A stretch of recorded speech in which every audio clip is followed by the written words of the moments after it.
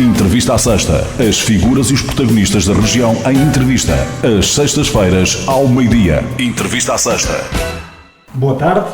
É prova provada de que os homens não se medem aos palmos, desde cedo que, apesar da sua baixa estatura física, se afirmou pela fibra e qualidade do seu futebol, conseguindo no Desporto Rei, primeiro como jogador e depois como treinador, destacar-se enquanto vulto maior no nosso país, uma referência. Tem 74 anos, é natural de Palmela e dispensa apresentações por onde quer que passe. Somou vários títulos de campeão nacional, uma taça dos campeões europeus, uma supertaça europeia e uma taça intercontinental, integrado em várias equipas técnicas no Futebol Clube do Porto. A isto juntou ainda duas supertaças de Portugal como técnico principal, uma das quais ao serviço do Sporting e às custas, precisamente, do Porto. Destaca-se ainda pelo contributo de há muito a uma das causas mais nobres, a dos bombeiros, presidindo a Corporação de Palmela. Desempenhou também papel ativo na política local e acaba de ser distinguido com a Medalha de Honra do Conselho, atribuída pelo município de Palmela. Estamos a falar de Otávio Machado, nosso convidado de hoje. Seja bem-vindo, Otávio, e começo desde já por lhe perguntar o que é que representa para si esta condecoração municipal, a mais elevada do município. Boa tarde. Olha, é sempre bom sentirmos o reconhecimento, mas é óbvio que isso é consequência de alguma coisa. E é consequência, naturalmente, do meio em que eu nasci, onde eu cresci, onde eu me fiz homem, onde eu me integrei numa sociedade e numa Palmela que efetivamente é detentora de um património histórico enorme, de um património cultural que é referência a nível nacional, e naturalmente que eu sofro as consequências de tudo isso, dessas pessoas, dessas gentes, uma terra que me viu nascer, de quem eu gosto muito, a terra onde eu me sinto bem, é a minha terra onde eu me sinto bem, e alimentei-me, se assim quiser, de todos aqueles que me rodearam. Eu sou um fruto daquela terra, daquelas gentes, dos valores e dos princípios que me transmitiram durante toda a minha infância, e naturalmente quando comecei a caminhar pelos meus próprios pés tinha todo esse espólio, toda essa garantia. Dir-lhe-ei que senti-me sempre honrado pelo meu passado. Eu costumava dizer que sou um privilegiado, que fazia o que queria, onde queria, com quem queria, e ainda me pagavam. Isto é um privilégio que todos têm, mas também tive que fazer tudo por merecer ter esse privilégio. Esperava esta distinção neste momento por parte do município de Palmela? Repara que o objetivo nunca foi, naturalmente, o objetivo da minha vida foram causas. Se reparar, eu estive sempre, como é que é de dizer, a minha vida é orientada por princípios e valores, como já disse, adquiri no berço, e eu não sou capaz de fugir a esses valores e esses princípios que adquiri na família e nos amigos na minha terra. Não foi o objetivo, mas é uma consequência, naturalmente, do meu comportamento, da minha vida. Não se me perguntar se eu delineei com nada. Eu costumo dizer que nós sabemos só uma coisa, é a data do nosso nascimento. Depois as coisas vão acontecendo na nossa vida, e nós temos que fazer e aproveitar, aproveitando-se como, mas não aproveitar, temos que tomar decisões sobre o nosso futuro. E eu sinto-me feliz por ter sempre, sinto-me satisfeito pelas opções que fiz na minha vida. Não se sente, portanto, arrependido por nenhuma das decisões tomadas? Nada. Não me sinto arrependido de nada. Foi vereador do PSD na Câmara Municipal de Palmela, ainda antes do final da primeira década de 2000, se não estou em erro, e julgo que não está. Ao olhar para trás, que análise faz ao Conselho de então e ao Conselho que temos hoje de Palmela? Evoluiu positivamente? E fui deputado da Assembleia Municipal logo a seguir ao 25 de Abril. Talvez, penso que nas primeiras eleições. Portanto, mas isso é uma parte natural. Eu não sou político. Eu desempenhei foi cargos políticos, mas não sou político. Tentei levar aquilo que efetivamente era a minha visão de vida, a minha visão com o meu Conselho. E pergunta-me muito bem. E eu dir-lhe-ei que, neste momento, sou um insatisfeito. Não pelo meu Conselho, por este distrito, e se quiser mais algo por este país. Mas vamos àquilo que... E porquê? Porque eu, quando concorri, aliás, eu disse, não tenho medo das palavras, que efetivamente havia palmoenses e palmetas. Palmões são aqueles que efetivamente nasceram em Palmela. Palmoenses são os que vêm viver para Palmela, integram-se na nossa vida, através de muito disso, acontece através do movimento cultural, do movimento associativo, são palmoenses, e depois aos palmetas, que são aqueles que vêm para cá, não sabem o que é que são e querem nos representar politicamente. E Palmela é fruto disso. Efetivamente, de Palmela tem tido alguns palmetas que mais não são do que simples servidores, não das causas de Palmela, não da promoção deste Conselho, mas, efetivamente, no sentido de aproveitar toda essa projeção de Palmela para subirem dentro dos partidos a que pertencem. Portanto, não tenho problema nenhum em reafirmar isto muitos anos depois. E a minha satisfação é muito maior quando eu, enquanto vereador, tive em cerimónias como, por exemplo, plataforma logística. Do que sei não. Era estruturante. A União dos Portos de Lisboa, Sines e Setúbal, Bitola Europeia, através do comboio. Onde é que ele está? Quantos milhões se gastaram? Com circunstância? Quem foram os políticos que deixaram cair este projeto? Agora quando passo lá está lá um pomar de citrinos. Não faz sentido nenhum. Não faz. O aeroporto, Rio Frio, tantos anos passados, ainda não tomaram decisão nenhuma. Mas aquilo que mais me preocupa neste momento, naturalmente que é tudo isso que foi-me marcando negativamente, é olhar agora neste momento e ver que, efetivamente, os políticos, alguns são subservientes em relação aos seus partidos e incapazes de perceber que foram eleitos pela população, pelo povo deste distrito, para os defender. E nos últimos anos temos assistido, naturalmente, à desvalorização deste distrito de Setúbal.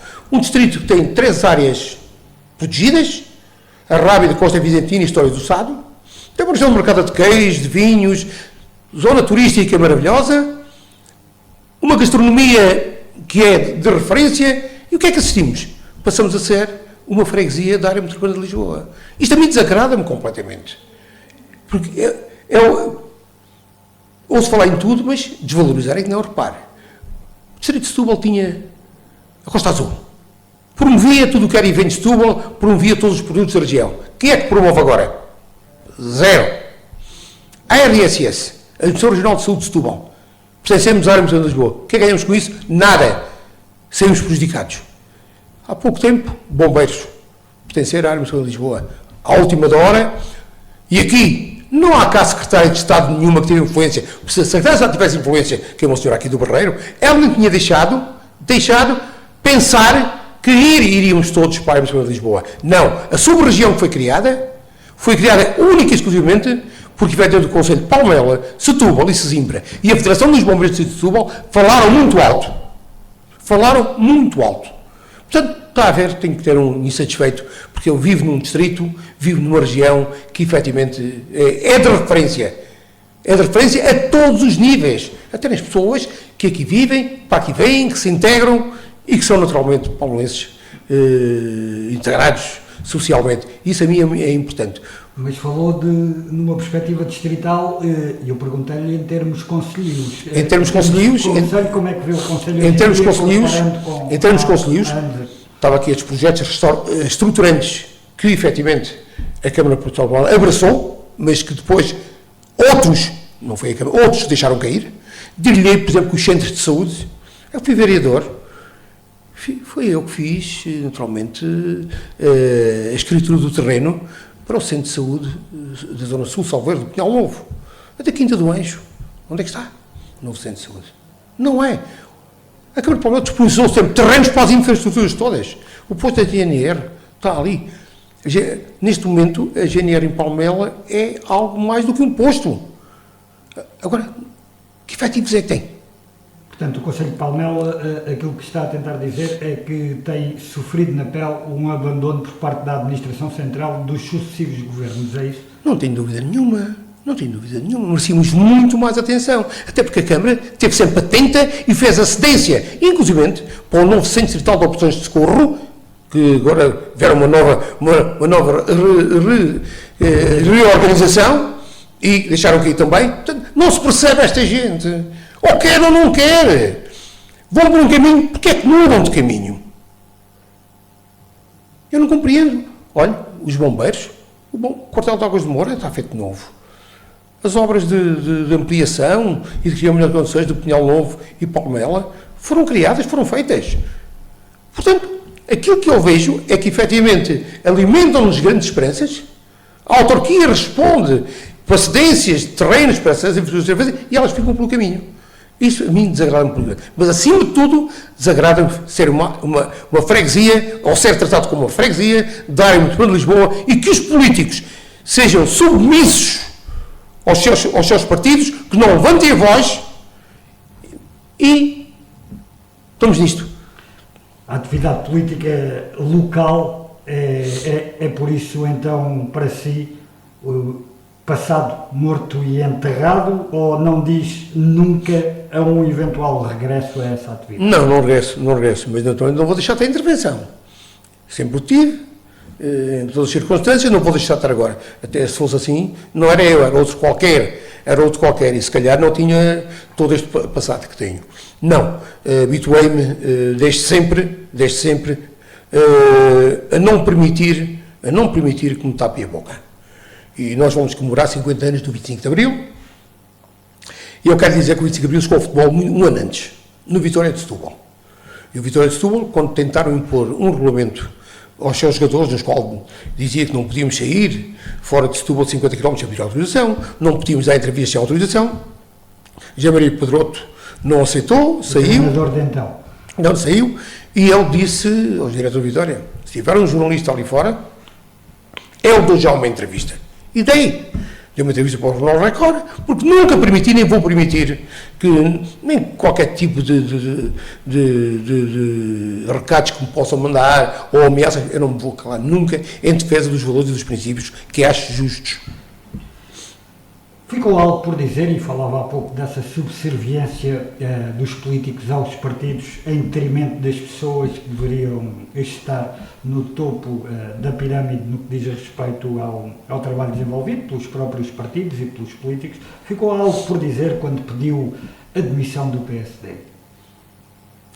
Era o que faltava. Repara, eu dei a cara por um projeto. Fui eu que me apresentei, e era o que faltava, era aceitar que outros, que até são palmetas, que não são de cá, me quisessem impor o meu voto. Não, eu sou incapaz de votar contra qualquer situação que o povo do Conselho de Palmela fosse de encontro à vontade e às necessidades do povo. Era o que faltava, por motivos políticos, eu fizesse isso. E então, a partir de quando me quiseram impor, meus amigos, estejam quietinhos, que eu vou seguir o meu caminho. Portanto, não admiti que os palmetas mandassem os palmões. Ou seja, foi por uma questão de não querer seguir uma disciplina de voto imposta pelo partido. Nem pensar nisso. Só quem não me conhece é que poderá pensar que eu alguma vez trairia os meus princípios e os meus compromissos com alguém, só porque alguém do partido, quer dizer, pá, não pode ser assim. Era o que faltava. Não admitem a ninguém. E depois tiveram a grande lição, logo nas eleições a seguir, em que eu concorri por um partido que tinha meia dúzia de votos, e eles perderam 15 mandatos e passaram para o quarto lugar, como partido. Como independente pelo CDS. Portanto, e não aprenderam a lição. Alguns desses senhores continuam cá ainda. Por isso o PSD é um partido completamente desvalorizado. Ainda nas últimas eleições ficou 1% do Chega. Portanto, isto é qualquer coisa, é um indicador. Mas continuam cá. Naturalmente, o insucesso é de quem? Do partido, do PSD, que não sei como é que, efetivamente, ainda não correu com esta gente. Está a referir-se a Paulo Ribeiro, vereador na Câmara Municipal, eleito pelo PSD e presidente da Distrital dos Social-Democratas. Paulo Ribeiro, de quem sou amigo pessoal, conheço há muitos anos, mas naturalmente que, efetivamente, ele devia pertencer às listas de Setúbal. Palmela tem que deixar de ser, Palmela, em termos de partidos, tem que deixar de ser lugar para quem quer exercer cargos políticos, mas não tem lugar nas listas da terra deles. Palmela tem que deixar de ser isso. Há mais alguém, além de Paulo Ribeiro, a quem sirva? Sempre houve, olha, o Bracinha Vieira, e Companhia Limitada, os Vitorinos, essa gente toda, que efetivamente monopolizaram Palmela e que é o grande perdedor é o PSD e é a população de Palmela. Está de costas Não, para o PSD? Eu tenho uma relação ótima com o Paulo, respeito o Paulo, aos outros não respeito, de maneira nenhuma, por amor de Deus. Eu não respeito quem não me respeita e quem não respeita princípios. O Paulo é diferente, o Paulo é alguém que eu conheço há muitos anos, caminhei com ele durante um percurso e alguém que eu estimo e que desejo as minhas felicidades. Para quem já viveu por dentro dois mundos de enorme exposição pública, o da política, justamente, e também o do futebol, também já aqui afloramos, qual é aquele destes dois que para si, não quer dizer pior para não ser mal interpretado, mas vamos dizer assim, mais difícil de navegar, o da política ou o do futebol? Nada é difícil. Depende de como nós quisermos estar. Se nós quisermos estar direitos, com coluna, as coisas são fáceis. São fáceis, não andamos aos zigue-zagues, traçamos um rumo, é aquilo o nosso rumo, e eu fiz isto desde sempre. Repare que, efetivamente, no futebol, mais do que os títulos que conquistei ou que ajudei a conquistar e que tive integrado nesses grupos, porque não havia mais nada para ganhar em termos de clube, chegamos a campeões do mundo, houve coisas mais importantes. Olha, o fim da lei da opção, a liberdade dos jogadores de futebol. Os jogadores de futebol, antes dos anos 70, efetivamente, os clubes eram donos deles. A lei dizia que, acabasse o contrato, os clubes eram detentores na mesma do passe. E eu pertenci a uma geração, juntamente com o Simões, com o Tony, com o Gervásio, com o Artur Jorge, que acabou com isso. O nosso advogado era o Dr. Jorge Sampaio. E acabou-se com isso a seguir ao 25 de Abril. São esses dados. Depois, treinadores. Havia 2 sindicatos de treinadores. Eu fui nomeado pelos meus colegas para estar nas negociações que conduziram à fusão. E ela foi conseguida. Hoje existe uma Associação Nacional de Treinadores de Futebol, quando antigamente havia o Simbol e o STF. Estive também aí. Quer dizer, isto são coisas pela dignificação dos jogadores e pela dignificação dos treinadores. Isto são lutas também importantes e eu não me importei de dar a cara, de maneira nenhuma. Fui lá, estive lá nesses movimentos todos e mais alguns. Onde é que é mais violento nadar-nos? Nas águas do futebol ou nas águas da política? Olha lá, o insulto é fácil. Mas eu tive alguém que me disse que, Otávio, se quiseres competir no futebol, arranja uma situação que permita dizer que não. Porque eles vão te insultar, mas respeitam-te. É verdade, quer dizer, dizer que não, eu posso dizer que não, eu digo que não, e não é por estar numa situação, não, sempre aprendi a dizer que não. Não gosto, ponto final, parágrafo. Não é qualquer outra situação. Foi assim que eu nasci, foi assim que eu fui criado, nestes valores e nestes princípios. Se tiver a dizer que não, digo sem problema nenhum. E disse que não a muita coisa. Basta, para dizer que não, basta eu sentir-me bem onde estou. Se eu me sentir bem onde estou, ninguém me tira de lá. Não há nada, não há nenhum valor, nenhum princípios, não há dinheiro, se assim quiser, que me tire dos sítios onde me sinto bem. Qual foi a situação em que custou mais dizer que não? Olha, eu sempre fiz, e aprendi também, que a profilaxia é mais barata e não deixa cicatrizes. Portanto, repare, procuro na comunicação social, nem dizendo todos que eu tenho, se me viu, ou se me viu na comunicação social, que aquele clube e o outro estavam interessados no Otávio. As pessoas já levam as pessoas a pensar, não, ninguém quer saber. Não é verdade. Eu é que dizia às pessoas, não, eu não vou, mas não quero que saia nada. Uma razão simples é que eu não gostaria de ser segunda escolha como vão ser outros que vão para lá. E assim foi. Nunca ninguém. Agora tive muitos convites. Portanto, não estou nada... Tive, como lhe disse, princípios e valores. Epá, podem gostar, podem não gostar. Não estou aqui para agradar. Estou aqui para ser eu. Eu, com todos os defeitos, tenho virtudes, mas sou eu. Já voltaremos ao futebol. Vamos passar agora a uma situação que também já aflorou, a situação dos bombeiros. Os primeiros a arriscarem a vida pela vida de outros e dos últimos a serem apoiados, podemos dizê-lo assim. As dificuldades aumentam pela falta de meios e também de mais recursos humanos, derivado a essa falta, ou devido a essa falta de meios.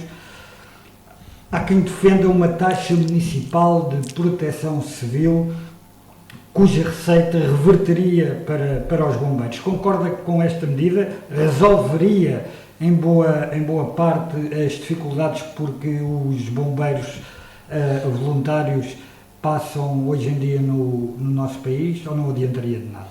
Não adianta nada. Isto são paliativos. Tem mais uma área em que me envolvi porque do berço. O meu avô foi o comandante interino quando os bombeiros de Palmela apareceram. O meu pai e meu tio foram bombeiros fundadores do Corpo Ativo. Portanto, eu nasci também nessa causa. Para dizer o quê? Que não tive problema nenhum, mas nenhum, em determinada altura, bater o pé. E quero lhe dizer que o Presidente da Câmara de Palmela, em determinado ano, não agora há 25 anos atrás, não sentou na mesa de honra no aniversário dos bombeiros. Muitos foram aqueles que... Não. Mas o que aconteceu a seguir foi pioneiro em Portugal. E a Câmara de Palmela pode ter essa satisfação, passou a ser pioneira na criação de bombeiros em regime de permanência. Ou seja, como participava, não pagava, como participava a existência de um grupo de bombeiros até 24 horas por dia nas associações Palmela, Pinhal Novo e Águas de Mora. Foi assim que isto começou. Depois, chegamos aos... Foi havendo mudança. O Conselho de Palmela, a Câmara pode dar por feliz, porque os bombeiros aqui têm um cartão social que muitos não têm. A associação, a minha associação que eu dirijo, e penso que esse exemplo é seguido, gratifica os piquetes voluntários, dá refeições ao fim de semana e à noite. Porque é o mínimo que se pode dar. A pessoas, homens, que deixam as suas famílias, os fins de semana, ou à noite, e naturalmente fará algum. Qual é o problema em serem gratificados para que possam depois, de alguma maneira, gratificar a família com um jantar fora, com 2 ou 3 dias de férias, num sítio qualquer. E aqui, mais uma vez, vergonhosamente, porque não tenho medo das palavras, o senhor Centeno, que deixou um lugar onde ganhava pouco para ir ganhar muito, meteu uma taxa de 10% nesses piquetes gratificados, a 2,5 € a hora, como aos ensines. 10%. E se ultrapassar os 2 IAs, entra no IRS. Isto é estimular o voluntariado? Não! É matar o voluntariado. E foi isso que fizeram. Portanto, aquilo que está a acontecer agora, os bombeiros neste momento, para prestar socorro às populações, pagam.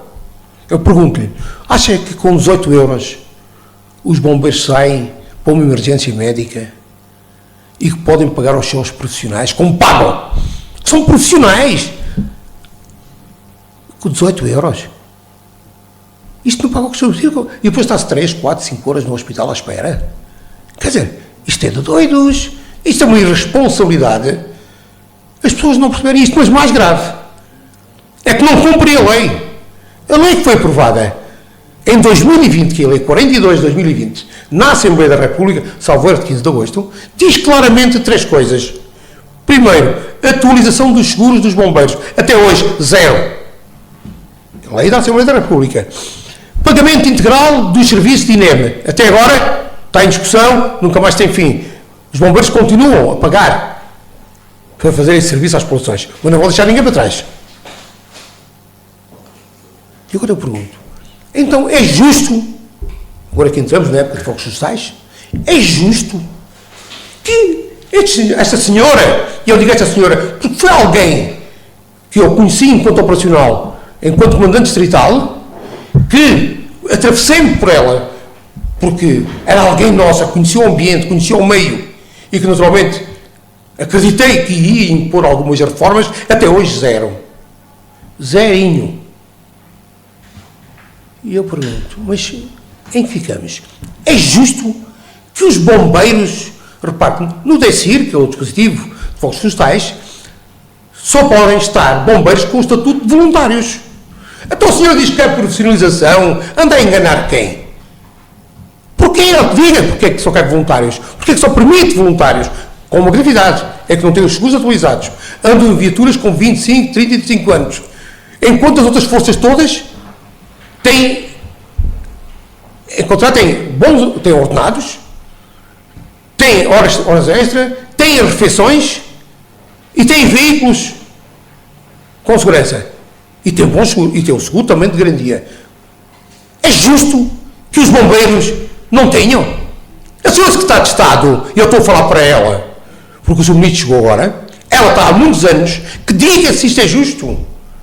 Diga se é justo que os bombeiros, por serem voluntários, tenham que se sujeitar a andar em carros com 20, 25 e 30 anos, que não tem havido, naturalmente, reequipamento. Se é justo os equipamentos de primeira intervenção não terem a capacidade de proteção dos outros, que estão bem, será que diga? É ela que tem que responder. Agora, eu não aceito. E ela, eu disse-lhe, e depois há outra coisa, é que criaram as EPIs, as equipas, mas o futuro que ela tem para a ciência, essa é a profissionalização dos bombeiros? Desculpem lá, então, mas limpar terrenos de privados? O Sr. Secretário de Estado é muito hábil nas palavras, mas tete a tete é fraca. Palmela tem 3 corporações. Está bem servido o Conselho e aproveito também para lhe perguntar, disse há pouco que a Câmara podia se dar por feliz pelos bombeiros que tem e os bombeiros podem-se dar por felizes pela Câmara que tem. A Câmara tem sido o nosso parceiro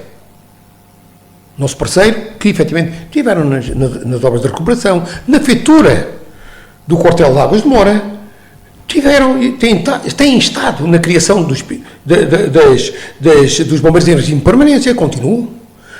Seguros das viaturas, seguros dos homens voluntários. A Câmara tem assumido, podemos discutir se é pouco ou muito, mas tem assumido desde sempre e tem sido referência a nível nacional.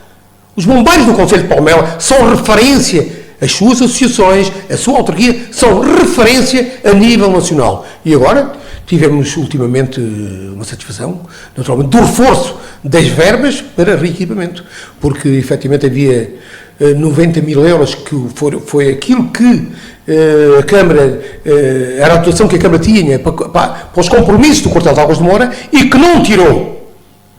Manteve os 90 mil euros. E agora, o que dava 30 mil por ano para equipamentos, portanto, tudo, viaturas, tudo. Aquilo que acontece é que passou este ano para 300 mil. Ou seja, dá 3 vezes mais do que aquilo que dava para reequipamento. E quero dizer que dos Bombeiros de Palmela, ainda sobre a minha direção, fez a encomenda, esperemos que estejam aí em novembro, de uma viatura, o veículo urbano de combate a incêndios, porque o veículo de combate a incêndios dos Bombeiros de Palmela tem mais de 25 anos. E em 25 anos aconteceu muita coisa na nossa terra. E não podemos esquecer que temos indústrias de ponta, indústria de referência no nosso Conselho, que temos que manter os níveis de segurança. E os bombeiros não podem andar com viaturas com 25 e 30 anos, que me desculpem. E a Câmara de Palmela, e muito bem, resolveu, nestes 3 anos, dar uma dotação de 300 mil euros a cada associação. A viatura do Conselho de Palmela, a viatura dos Bombeiros de Palmela custa mais que isso, mas o excedente já está pago. Pelo que os 300 mil é o que falta pagar e será pago através da comparticipação da autarquia. Portanto, não vou dizer, eu sei é que é um parceiro de referência, tem assumido as suas responsabilidades e é a referência como ponto de equilíbrio para a situação financeira das associações.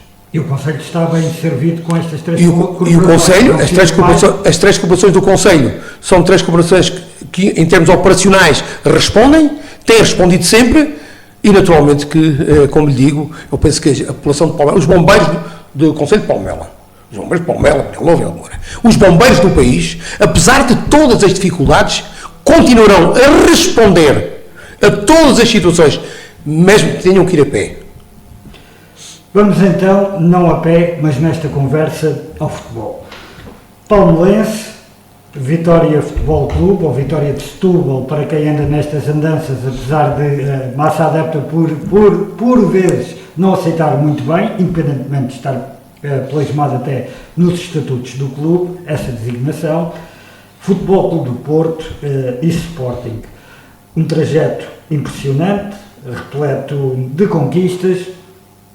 Qual foi a principal marca, e teve muitas, com certeza, ao longo destes anos todos no futebol, desde a realidade, mas qual é aquela que guarda com maior intensidade na memória? Olha, eu tenho sido, como disse, no futebol como na vida, tenho que agradecer, naturalmente, todos aqueles que me ajudaram, a minha família, compreenderam muitas vezes as ausências prolongadas que tinha. Dediquei-me de alto coração, evitei sempre assumir o profissionalismo, evitei sempre. Eu, quando era júnior no Palmeirense, treinei no Sporting, treinei no Benfica, fui com os livros debaixo do braço, andava na escola Marquês de Pombal, em Lisboa, fui treinar o Estádio da Luz, treinar o Estádio da Luz com aquelas vedetas todas. Ainda chegou a ser convidado pelo Benfica? Sim, fui treinar o Benfica, era miúdo ainda, fui lá treinar. E depois acabei por ir para o Vitória de Setúbal, porque o meu tio, embora Palmelão, tinha uma empresa de eletrodomésticos em Setúbal. Era a Setúbal e Palmela. Era um vitoriano de gema, ia com o Vitória para todo lado. E queria que eu fosse treinar o Vitória, e eu fui treinar o Vitória. Treinei o Vitória. Depois o Vitória Palmeirense abriu-nos a acordo, eu subi as escadas do Palmeirense e disse, como é? Então, mas, vocês... o meu primeiro corte de jornal que tenho no meu álbum é da autoria, é o Setubalense, da autoria do Domingos Roque, em que ele dizia, o que é que vem este gajo fazer para aqui? Este gajo é um miúdo, é o melhor do Palmeirense, mas temos aqui tantos caracas, Zé Maria, o que é que ele vem fazer para aqui? Passado 2 anos... havia um troféu, que era o troféu Cado. Troféu? Cado. Que era as ostras, uma empresa de ostras de Setúbal, naquela altura, no topo. E tinha um troféu lindo para o jogador mais regular do Vitória de Setúbal durante o ano. Eu tive o privilégio de ganhar esse troféu. Ele veio junto de mim para expor em Setúbal, como era na loja de Rendas, e ele disse que não, isto é para a minha família e para os meus amigos. Não há cá exposição para ninguém. Foi fruto daqueles que me acarinharam e que estiveram ao meu lado no princípio deste percurso. Depois foi todo um trajeto, foi a tal situação da lei de opção, em 75, salvo erro, e depois tive um contrato com o Atlético de Madrid, as coisas cá complicaram-se politicamente. Os dirigentes do Vitória na altura cometeram um erro enorme, foi enviar-me uma carta a dizer que ele tinha que ir para a Espanha, queriam-me ver os milhões de pesetas é que interessavam. Eu não achei graça nenhuma, nessa altura, no ano anterior, tinha tido contactos com o Futebol do Porto, eu e o Rebelo, o Vitória não chegou a acordo com o Porto, seguimos o nosso trajeto, no ano a seguir, e efetivamente o Porto, aparece o Atlético de Madrid e o Porto diz, eu tinha contactos com o Porto e o Porto diz, Otávio, vai, mas com uma promessa, se efetivamente o Atlético de Madrid não chegares a acordo, tu, é o Porto, sim senhora. Depois tive um contacto do Dr. Borges Coutinho, pela primeira e única vez, presidente do Benfica, presidente do Benfica, contactou-me, E eu disse sim, senhor, que ia pensar. Quando o Benfica recebeu a vitória de Setúbal, salvo erro, na última jornada, eu disse-lhe ao Presidente, desculpe, mas eu tinha a palavra dada ao Futebol Clube do Porto e eu vou cumprir a minha palavra. Porque eu sou um homem da minha palavra. E cumpri a palavra.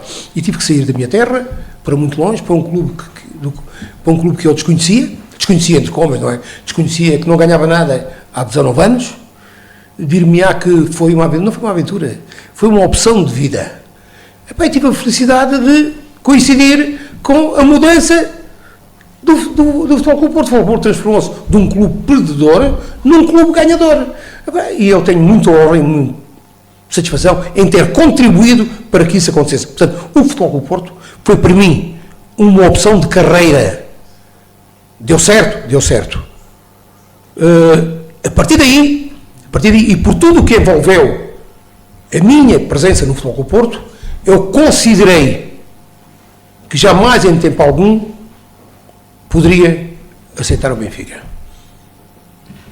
Mas não resiste a foi uma opção. Dar-lhe aqui uma pequena provocação. Há quem diga, ou há quem diga saber, que o Otávio Machado, com toda essa dedicação ao Futebol Clube do Porto, mas também conhecida no Sporting, clube que julgo ser associado, não sei se é do Futebol Clube do Porto, mas deduzo que seja também, mas há quem diga que com essa dedicação toda aos Dragões e aos Leões, havia lá no coração do Otávio a cor vermelha do Benfica. Isto tem fundamento? Não, repare que nesse período o Sporting tentou-me contactar através do Dr. Sousa Marques. Numa viagem de comboio, depois de uma derrota copiosa do Sporting nas Antas, para a Taça de Portugal e para o campeonato, foi 3-0 e 4-1, 2 jogos seguidos. Eu vim de comboio com eles, vinha passar o fim de semana a Palmela, vim de comboio dessa vez, e eles, o Dr. Sousa Marques tentou que eu efetivamente ingressasse no Sporting. E eu disse-lhe que não. Eu sentia-me bem, era acarinhado. Como é que quer dizer? Pronto, sentia-me bem, sentia-me feliz. E como se costuma dizer, de pequenino, qual era a sua preferência? Repare, isto é como o amor. Você até pode ter um namoro de infância, mas o futuro depois isso não lhe diz nada. São os de infância que se esqueceram, passaram e foi porquê. Agora, eu dizer que fui um admirador do Benfica, fui sim senhor. E porquê?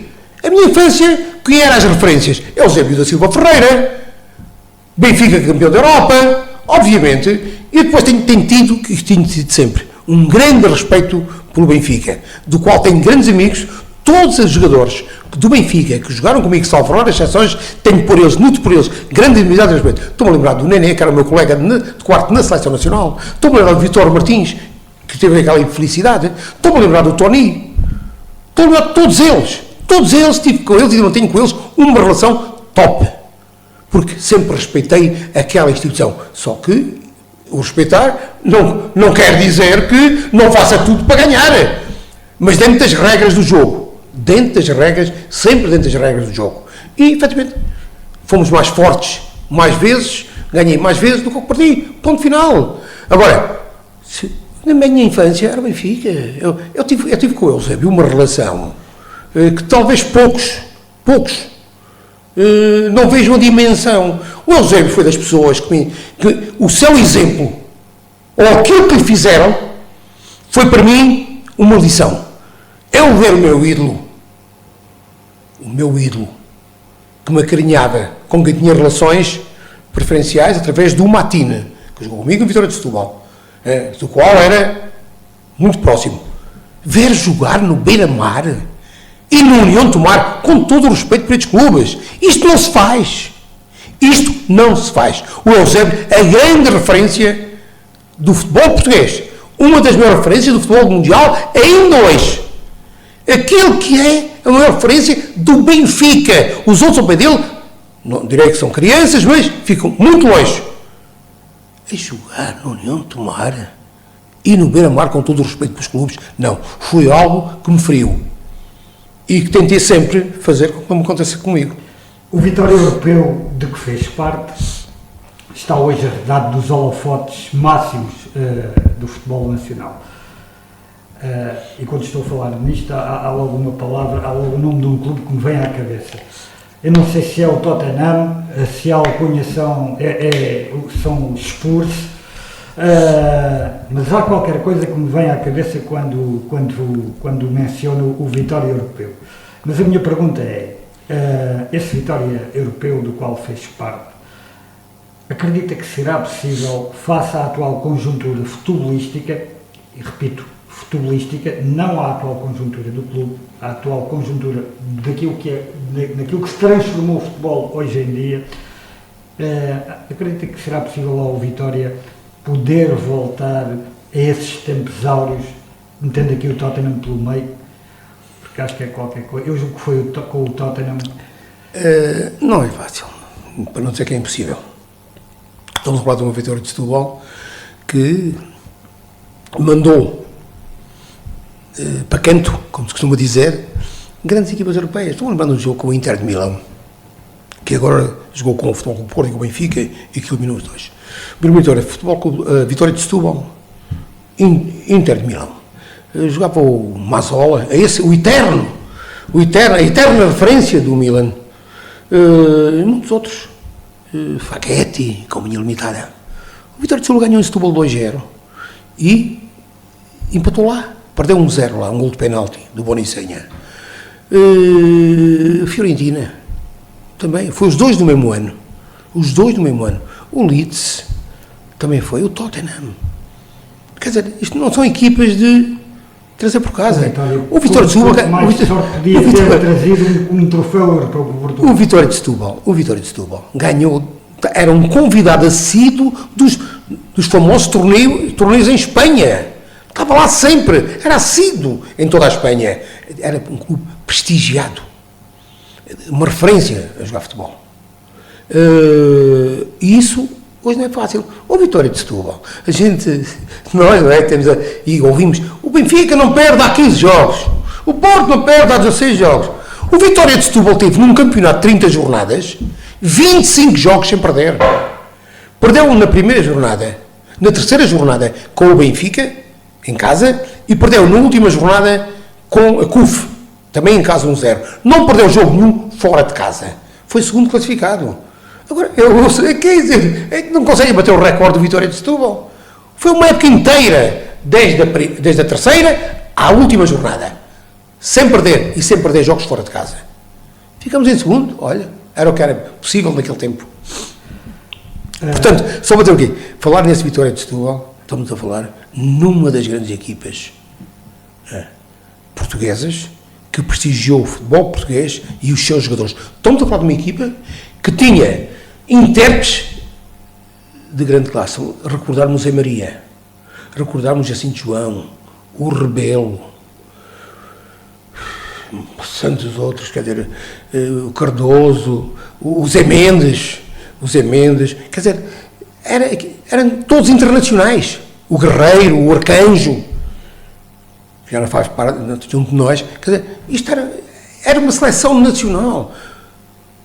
Eu não precisei, e isto é orgulho meu, não precisei de ir a um grande para ir à seleção nacional.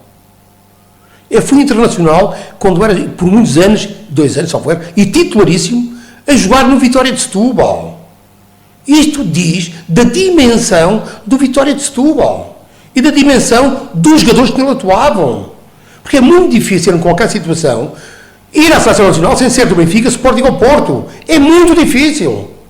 Eu fui, eu e outros, porque jogávamos no Vitória de Setúbal. Uma equipa de exceção naqueles anos, marcou, e muito, o futebol português e o futebol europeu. E prestigiou Portugal. Podia ter trazido um troféu europeu, se tivesse um pouco mais de sorte. Eu penso que sim, penso que houve uma eliminatória que nos podia ter catapultado, mas foi uma viagem muito turbulenta, que foi uma viagem à Roménia, a jogar com o Utarad, que foi das piores equipas que efetivamente nos calhou. Um dia gripes, tivemos que ir de autocarro de um país para o outro, depois gripes, depois um treino muito aliviado, perdemos por 3-0, mas em Setúbal podíamos ter dado 8, até batíamos uns nos outros e não fazíamos gol, ganhamos 1-0. Foi um ano que nos podia ter catapultado para outros níveis, outros níveis. O Benfica acaba de se sagrar campeão nacional e o Futebol Clube do Porto venceu 3 troféus. Tem-se falado muito de Sérgio Conceição, pela conquista de 10 títulos em 6 épocas no Porto. Mas Jorge Jesus, eu sei que é um nome que lhe diz qualquer coisa, fez igual no Benfica. Acha que o Jorge Jesus foi devidamente reconhecido pelo que fez no Benfica e já agora voltaria a trabalhar com ele se ele o chamasse de novo? Olha, o Jorge Jesus, a quem eu desejo as minhas felicidades, tem no próximo domingo uma final. A final da Taça da Turquia. Espero que seja feliz para se juntar ao nome de muitos outros treinadores que efetivamente nesta época têm ganho títulos a nível internacional.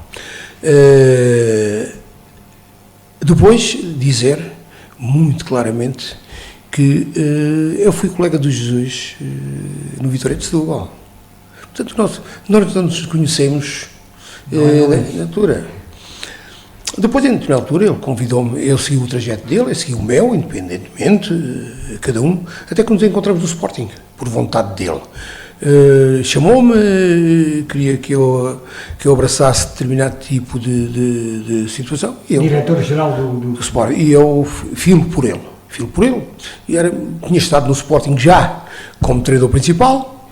Fiquei a conhecer melhor o Sporting do que aquilo que efetivamente tinha, conheceu por dentro e fui naturalmente trabalhar com ele. E quero dizer que ainda hoje, e espero, e as pensões estão criadas, basta haver investigações, para perceber quem é que vai ganhar o campeonato 15-16, que é um campeonato que tem muito que se contar, Depois, o Jorge Jesus seguiu a sua vida e há uma coisa que eu sou, é pelos meus amigos. Eu gosto de ver os meus amigos bem. Né? E hoje vou fazer aqui uma confidência. Quando saí do Sporting, havia ali alguns atritos com o Presidente.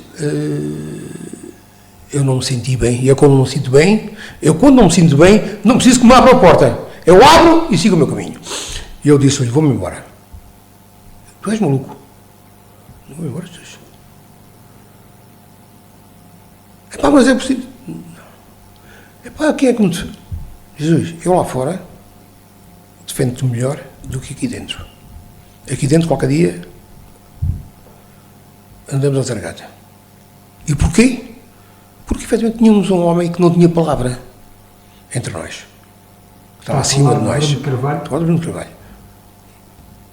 Eu cheguei a acordo com o Sporting em 3 ou 4 minutos. Sabe quantos contratos tive que mandar para trás? 3! Nenhum deles refletia a realidade daquilo que tínhamos combinado. Até que um dia eu disse, olha, isto é para vir como se combinou. Apareceu com todas as vírgulas, tudo direitinho, sabia. Portanto, não foi um bom princípio. Mas eu calei tudo em nome do Sporting. Calei tudo em nome de um trabalho com um amigo meu. Tive uma experiência na Liga extraordinária, na calendarização, onde conheci um homem que agora está no Benfica. Lourenço Coelho. Está no Benfica, grande senhor. A grande aquisição do Benfica. Não aquele que vai buscar os jogadores do aeroporto, mas aquele que é conhecedor profundo da calendarização, que não aparece, está escondido. Já lá tinha estado. Já lá tinha estado e foi nessa altura que eu trabalhei com ele. Eu no Sporting e ele no Benfica. E foi de nós, e foi por proposta minha, depois de ter chegado a essa conclusão com o Jesus, que fizemos uma proposta no sentido de todas as equipas jogar a nível internacional terem 72 horas de descanso. A não ser, quando iam para a Seleção Nacional, que era a segunda-feira, tinham que jogar ao domingo. Nunca mais houve problemas nenhuns com a calendarização. Bom, mas voltaria ou não a desempenhar funções com Jesus se ele o chamasse? Não, penso que isso não vai acontecer. Portanto, eu não traço quadros futuros, porque nunca o fiz. Como lhe disse, só sei o dia que nasci, e depois o resto foi acontecendo e eu tive a felicidade de escolher as boas carruagens, só a manhã e as boas pessoas. E os 10 títulos de Conceição tiveram mais peso mediático do que os mesmos títulos de Jesus no mesmo número de épocas? Não, a diferença é os dois clubes. A diferença é ser no Porto e ser no Benfica. Repare que Jorge Nuno Pinto da Costa tem acontecido muita coisa com ele. Os portistas nunca os deixaram cair. Verdade ou mentira? Nunca meteram em causa. O que é que aconteceu com o Luís Filipe Vieira? São os benfiquistas os primeiros a dizer que efetivamente aconteceram coisas no Benfica? Ou não é verdade? E isto é triste. Isto é triste. Aquele que é o presidente que tem mais títulos, dele dependeu o Estádio da Luz, o Seixal, ser tratado da maneira que foi. Então deixe-me colocar-lhe uma última pergunta, porque estamos a entrar mesmo nos últimos minutos. Força. Como define, em 2 ou 3 palavras, cada um destes presidentes? Pinto da Costa, Rui Costa, Frederico Varandas. Olha, não trabalhei nem com o Rui Costa, nem com o Frederico Varandas enquanto presidentes. Trabalhei com o Frederico Varandas enquanto médico da equipa, conversei muito com ele, tratei de muitos dossiês com ele, desde logo também aquilo que foi feito de remodelação e modernização do pavilhão para recuperação, foi também feito por Jesus, foi naquela casa, porque o Jesus não foi só, foi tudo o que fez em termos de melhoramento das condições naquele estádio e naquela academia. Modernização. Outra capacidade de resposta. Tenho por ele o máximo respeito. Não direi que foi surpresa para mim chegar a presidente, mas foi alguém que é um sportinguista convicto, é um homem com conhecimento, conhece por dentro, espero dizer que seja muito feliz, embora eu saiba que o Sporting é um clube muito difícil, tem uns esqueletos dentro de um armário que estão sempre à espera da oportunidade para sair e para destabilizar. E Rui Costa? Rui Costa, como sabe, foi o delfim do Luís Filipe Vieira. Foi aquele que, efetivamente, o Jesus disse que era quem mais percebia de futebol dentro do Benfica. O Rui Costa foi jogador pelo próprio. Tem um conhecimento profundo do futebol e de tudo aquilo que o envolve. Agora, há uma coisa que é real. É que o Rui Costa, quando foi as últimas eleições, como antes do Luís Filipe Vieira cair do mandato, o Rui Costa era vice-presidente nessa lista. E houve muitos que hoje estão com ele, que foram apoiar outros candidatos. Não te esqueçamos, se o Luís Filipe Vieira não tem as eleições, o Rui Costa tinha desaparecido do cenário. Não existia hoje. Agora, o que o Rui Costa tem é muita gente ao lado dele. Tem gente demais ao lado dele. Mas reconhece-lhe capacidade? Reconheço a capacidade do Rui, espero que efetivamente que ele tenha. É só para a estabilidade dos clubes. Eu costumo dizer uma coisa: as minhas alegrias não são as derrotas dos outros, são as minhas vitórias. E Pinto da Costa? Pinto da Costa foi com alguém com quem tive, foram 15 anos. Sim, mas como é que eu defino? Não foram 15 dias. Como é que eu defino? Não foram, olha, eu que há dias falei com uma pessoa... 2, 3 palavras? Eu que há dias falei com uma pessoa e perguntei-lhe porquê é que aconteceu isto. E ele disse-me para mim: Mister, você é a pessoa que melhor conhece o Pinto da Costa. Portanto, já sabe porque é que ele seguiu esse caminho. É alguém que, efetivamente, eu respeito, tem um percurso que, efetivamente, é grande referência a nível mundial, em termos de títulos conquistados, mas cometeu um erro. Aquele erro capital que eu não perdoo. E isso já faz parte do passado, ele continua a seguir o seu caminho, eu sigo o meu. Agora, há uma coisa que é real, ainda falando o Benfica foi a equipa mais regular no campeonato. Este ano, foi campeão nacional. Mas a melhor equipa, na época, foi o Futebol Clube Porto.